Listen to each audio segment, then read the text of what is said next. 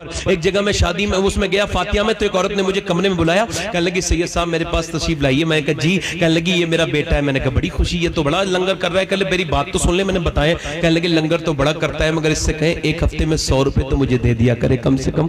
میں نے کہا کیا ہوا؟ کہنے لگی 100 روپے بھی نہیں دیتا، دوائی کے لیے پریشان رہتی ہوں، اور جب میں اس کا باپ مرا تھا نا تو میں پان کھاتی تھی، مگر 1 سال کے بعد اس نے پان بھی رکوا دیا. کہ تیرا پان کا خرچہ میں نہیں اٹھا سکتا. اور کہنے لگی اس سے کہو میں بوڑھی ہوئی ہوں مگر اندھی نہیں ہوئی ہوں. یہ چیزیں لے کے آتا ہے، یہ پھل لے کے آتا ہے، یہ فروٹ لے کر کے آتا ہے، اور یہ میٹھا لے کر کے آتا ہے اور اپنے بچوں کو دیتا ہے. کیا میں نے اتنا برا کیا ہے اس کے ساتھ کہ یہ مجھے پھل دکھاتا تک نہیں، بی بی کی طرف جاتا ہے، بچوں کی طرف جاتا ہے. یار بتائیں آپ کتنی گندی بات ہے یہ. امی عائشہ فرماتی میرے پاس ایک عورت آئی، دروازہ دستک دی، میں نے دروازہ کھولا. کہنے لگی میرے بچے کئی دن سے بھوکے، کچھ دے دیجئے. اما عائشہ فرماتی میں نے 3 کھجوریں دے دی. اس نے ایک کھجور ایک کے منہ میں، دوسری کھجور دوسرے منہ میں، اور تیسری کھجور وہ اپنے منہ میں رکھنے کا ارادہ کیا. بچوں کو دیکھ کر کے منہ میں ایک کھجور رکھ لی، مگر بچوں نے اپنی کھا کے ماں کی طرف کو دیکھا تو ماں کھانے والی تھی بھوکی، مگر منہ سے کھجور نکالی، 2 ٹکڑے کیے، آدھی اسے دے دی آدھی اسے دے دی. امی عائشہ کہتی میں یہ دیکھ کے روئی تو حضور تشریف لائے. فرمائے عائشہ تم کیوں رو رہی ہو؟ میں نے کہا یا رسول اللہ آج میں نے ماں کی ممتا اپنی آنکھوں سے دیکھی ہے. کہا کیا دیکھا؟ کہ ایک عورت بھوکی آئی تھی، اس کے 2 بچے بھوکے تھے. یا رسول اللہ میں نے اسے 3 کھجوریں دی.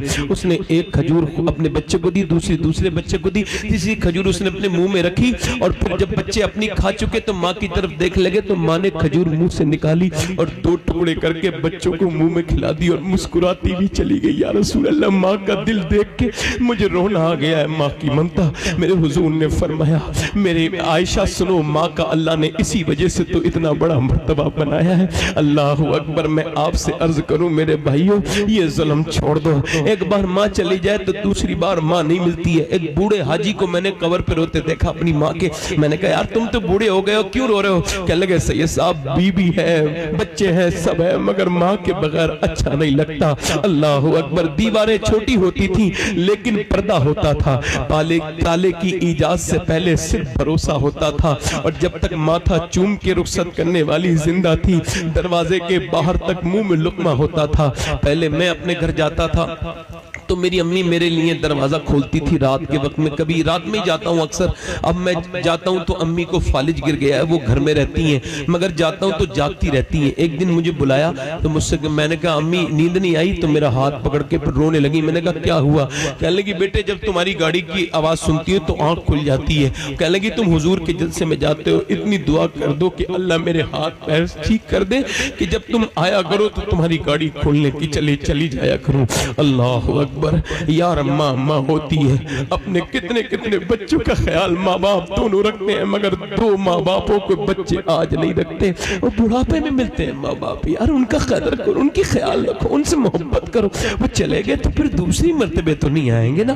ایک آدمی مجھ سے کہنے لگا میرے باپ نے مجھے گھر سے باہر نکال دیا سید صاحب. میں نے کہا کیوں؟ کہنے لگا بے دخل کر دیا. میں نے کہا تم نے ستایا ہوگا؟ کہا نہیں. میں نے کہا تو پھر عید کے دن اس سے عید مل لینا، عید آنے والی. کہنے لگا عید نہیں ملوں گا. میں نے کہا تم نے عید ملنی ہے اور درود بھی پڑھنا ہے. سمجھا کوئی عمل ہے گیا. عید کے بعد آ کے بولا باپ راضی ہو گیا، رونے لگا. میں نے کیا ہوا؟ کہنے لگے میں نے عید والے دن ابا سے کہا عید ملوں گا، دروازہ بند کر لیا. میں نے کہا ابا عید ملوں گا، زبردستی اندر گیا.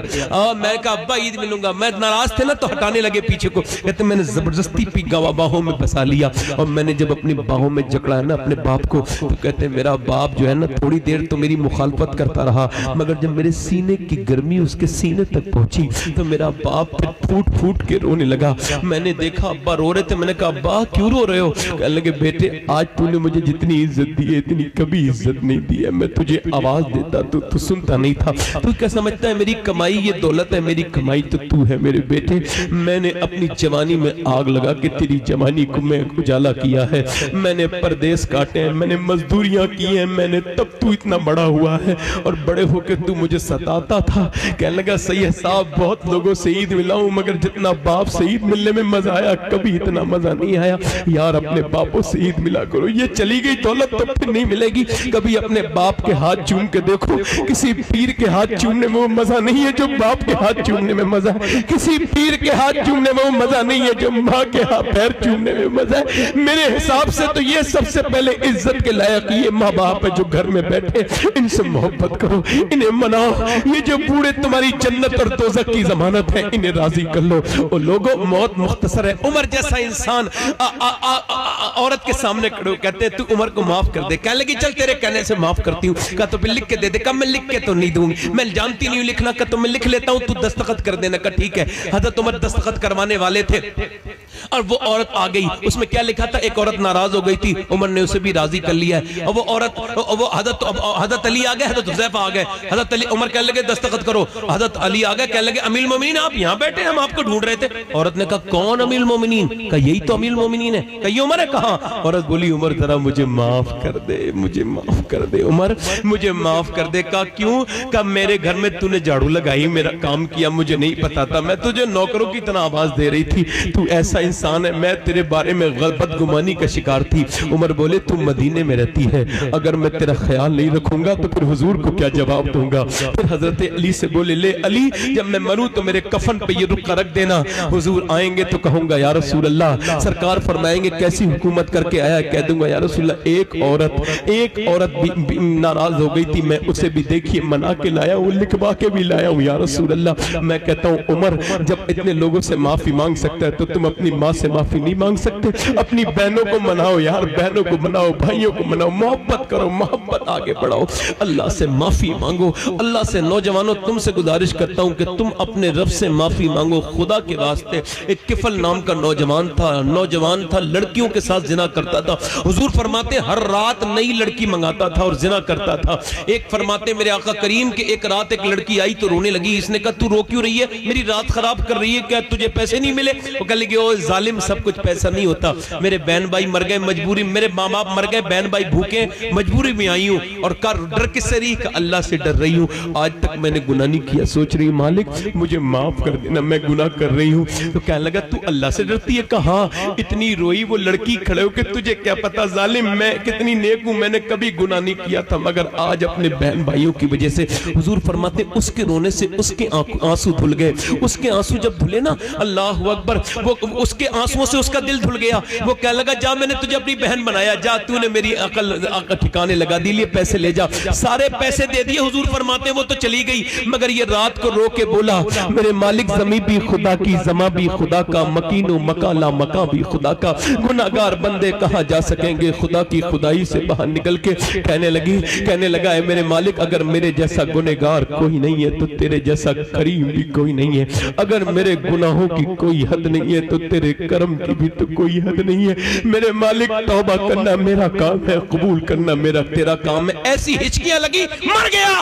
کوئی بندہ تیرے در پہ جو آنسو رول دیتا ہے میرے مولا تیرے توبہ تو اس پر کھول دیتا ہے. مر گیا, دل کا دڑا پڑا. صبح کو کوئی جنازہ نہیں اٹھاتا تھا, اس کا بدکار کا جنازہ, اس کا خطرناک انسان کا, اس بدکار کا کوئی نہیں اٹھاتا تھا. جب کسی نے جنازہ نہیں اٹھایا نا اللہ نے اس کے دروازے بڑے بڑے لفظوں میں لکھوایا کیا ان اللہ قد غفر للکفل, یہ جو کفل ہے نا اسے اللہ نے بخش دیا ہے. کسے؟ جس نے رات کو توبہ کی تھی. اے لوگوں میں نے اپنے ہاتھ سے 18 سال کے لڑکوں کو نہلایا ہے, 18 سال. ان کے ایک لڑکے کے میں نے کھوپڑی اٹھائی نا نیچے سے تو اس کے میری انگلی پہ اس کی ہڈی لگ گئی. پوسٹ مارٹم ہو کے آیا تھا, میں رونے لگا.